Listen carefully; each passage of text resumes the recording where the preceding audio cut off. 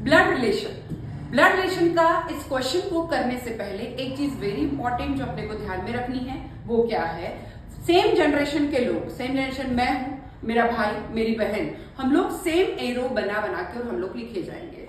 Suppose मैं हूं तो मी हो गया, ब्रदर इसी लाइन में, सिस्टर इसी लाइन में, हस्बैंड इसी लाइन में। मेरे से नीचे वाली जनरेशन मेरा बेटा, बेटी, सब नीचे एरो लगा के लिखे जाएंगे, ठीक है। अगर son in law, brother in law तो भी ऊपर इसी जगह।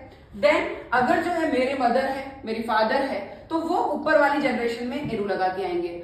मदर के भी फादर मदर है तो एक एरो और ऊपर लगाया जाएगा। हस्बैंड वाइफ में भी सेम जनरेशन आएगी, बट एक छोटा सा प्लस लगा दे तो अपने को ध्यान रहे कि हस्बैंड वाइफ के रिलेशन के लिए है प्लस। अगर मेल है कभी भी ब्रदर, पापा, चाचा तो प्लस आएगा, और फीमेल है तो माइनस आएगा सिस्टर, आंटी, इन सब के लिए और मदर के लिए। क्वेश्चन क्या है, अब क्वेश्चन समझते हैं। क्वेश्चन है ए बी की पत्नी के पति का भाई है, सी और डी बी की बहनें हैं। ए बी से किस प्रकार से रिलेटेड है? A is B's wife, husband, brother. C and D are sister of B. How is A related to C? Question क्या है? ए रिलेटेड टू बी, ठीक है। क्वेश्चन क्या है उसको समझते हैं। क्वेश्चन है ए जो है वो क्या है, इसको देखते हैं। ए क्या है?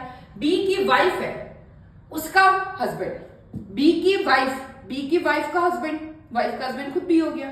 तो ए जो है वो क्या है, बी की जो वाइफ है, माना कि बी की वाइफ हो गई एक्स, ये वाइफ है, माइनस इसका हस्बैंड खुद कौन हो गया? बी, ठीक है।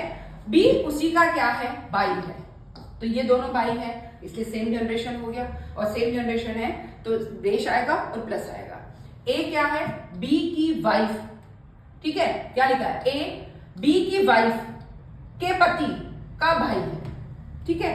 अब क्या पूछा है? सी और डी बी की बहनें हैं, सी और डी बी की बहनें हैं, सी और डी बी की बहनें। अब बी की बहनें और कौन है? सी और डी बी। सपोज इसी में आ गया कि सी और डी बी कौन है? बी की बहनें हैं, तो इससे तो मतलब ही नहीं, सी और डी ये भी हो गया अपना सेम जनरेशन, ठीक है। क्वेश्चन क्या पूछा? ए बी से किस प्रकार से रिलेटेड है। अब देखिए ए कौन है? बी की पत्नी के पति का भाई है, समझ में आ रहा है। तो ए और बी क्या क्या रिलेशन हुआ? ए बी से ए बी का ब्रदर है, ठीक है। आंसर हो गया ब्रदर, ठीक है।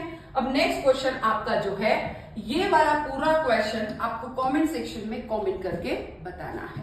Thank you.